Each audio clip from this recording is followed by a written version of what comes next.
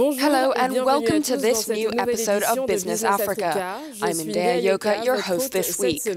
Here are the headlines.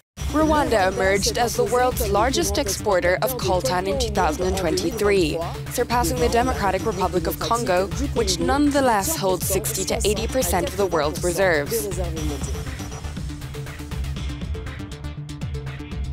In the race for tourism excellence, Tanzanian startups are calling for concrete government measures to make the tourism industry an economic pillar.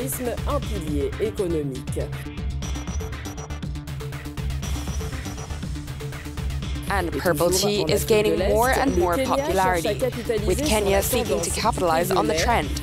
A local company is aiming to position itself in the market and is calling for policies to support growth.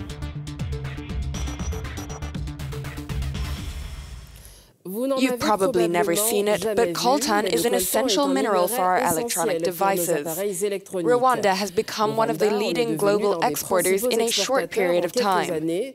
But where does Rwandan coltan come from? The Democratic Republic of Congo and Rwanda stand out as the world's two leading exporters of coltan, a mineral vital to the electronics industry, but is also at the center of the animosity between the two East African neighbors. In 2023, coltan exports from the DRC totaled 1,918 tons, compared with 2,070 tons for Rwanda, marking the sixth year in which Kigali has outstripped Kinshasa since 2014. The downside is that for years, the Congolese state has accused Rwanda of supporting the M23 rebel group active in its east, a region rich in deposits of gold, coal, and strategic minerals such as coltan. Though Rwanda denies the accusations, several reports, including a UN investigation, have cited Kigali as a financier of the rebels in eastern DRC. The latter control areas rich in strategic minerals, such as the Rubaya mine, which has been under M23 control since 2023. In the same year, the Rwandan Mining Office announced record mineral export revenues of $1.1 billion. In just a few years, Rwanda has become one of the world's biggest exporters, but the situation is fueling controversy over the origin of the ore exported by Rwanda. At the same time, the persistent smuggling of this mineral remains a major challenge for the DRC, exacerbating economic instability and border tensions in a region where control of coltan mines is at the heart of a conflict that has claimed more than 4 million lives over the past decade. To delve deeper, we welcome financial expert Junior Mbuyi. How is it that Rwanda, without its own coltan mines, became the world's largest exporter in 2023? When you look at Rwanda's topography, there is no coltan, but the Democratic Republic of Congo, the DRC, is abundant with it, especially in the eastern part of the country. However, one must understand the geopolitical situation in the region. There is instability created in this region where large coltan reserves are found. Rwanda is exploiting coltan from the eastern DRC with the support of certain international powers. Somehow, there is complicity and silence on the part of the international community, which fails to act and in a way condones what is happening in the eastern of the DRC. How does Rwanda justify its coltan exports? When you listen to President Kagame's speeches, he is not clear about the issue. He argues that they have legal access to minerals, disguised by refining them on the Rwandan side before exportation. However, facts and even some United Nations inspectors have denounced and recognized that the minerals Rwanda exports come from the DRC's soils. President Kagame's theory implies they are attempting to annex part of DR Congo's territory, claiming it as Rwandan. However, the eastern DRC belongs to the Congolese, inherited from colonization, without no debate. For years, the DRC has been denouncing the smuggling of its minerals, with several investigations proving this. What are the Congolese authorities doing today to address the problem?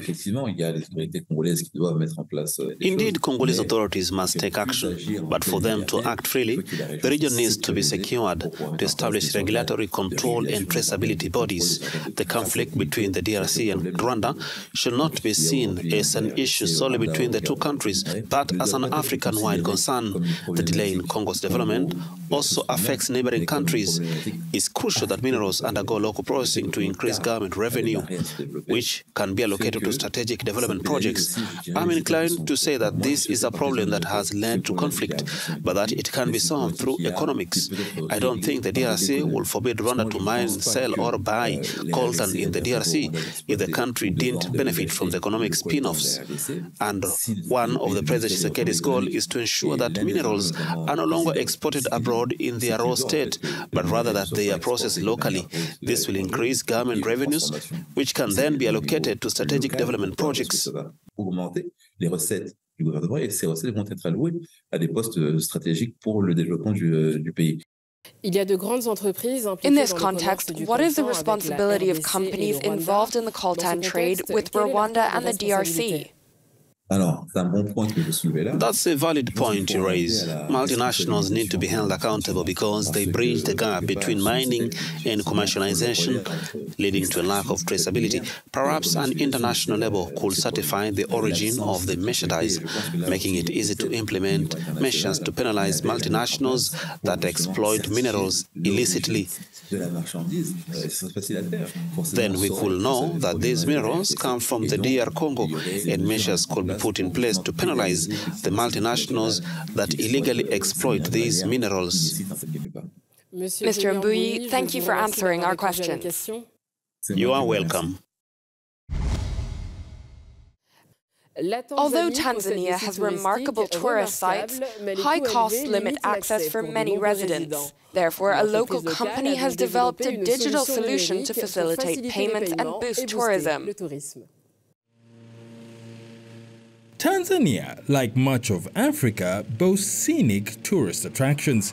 However, high travel and accommodation costs are a significant deterrent for locals.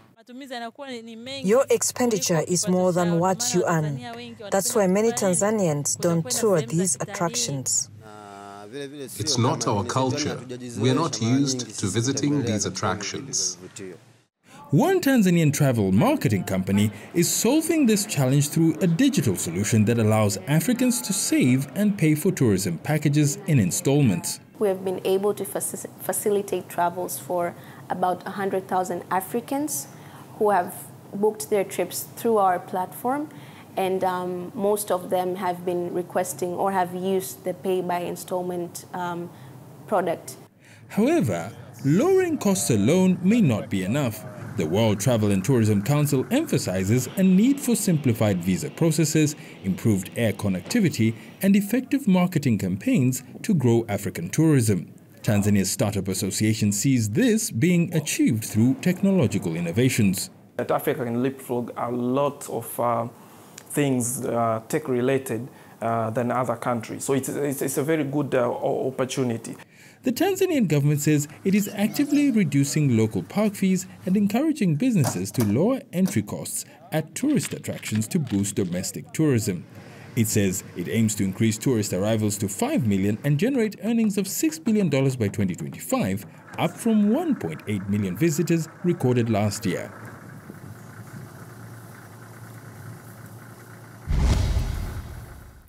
Purple tea promises economic growth for Kenya, encouraging companies like Gatura Greens, leading the local industry, to expand their presence in foreign markets with government support. With plans to expand into new markets, purple tea could generate up to $60 million for Kenya over a 5-year period. The boom in purple tea is forcing farmers to seek out outlets abroad as local production exceeds domestic demand. A pioneer in the cultivation of purple tea in Kenya, Gatura Greens is one of the main producers of this precious beverage. From the farmer side, purple tea fetches far much more than the green tea. about 1.5 times much. Then we are also processing purple tea. And when we process purple tea, we sell it or it is sold about double. Purple tea, although it's not much, the amount of purple tea which we have is more than we can sell. We will still urge the government to do more in looking for market for the purple tea. The Kenyan Tourist Board also praised Gatura Grains for its initiative to integrate the cultivation of purple tea and visits to its farms in order to attract tourists. The economic value of Gatura Greens has been immense. So, for instance, purple tea in Kenya is not very known, and around the world as well. And so, basically bringing tourists to experience a novel experience in a rural setting, and then introducing purple tea has been fantastic, because then you're basically amalgamating two novel experiences. Kenya currently exports around 60 tons of purple tea to Canada, China, Japan, and Europe. Aware of the economic potential of purple tea, farmers are calling for policies to promote functional markets for this beverage.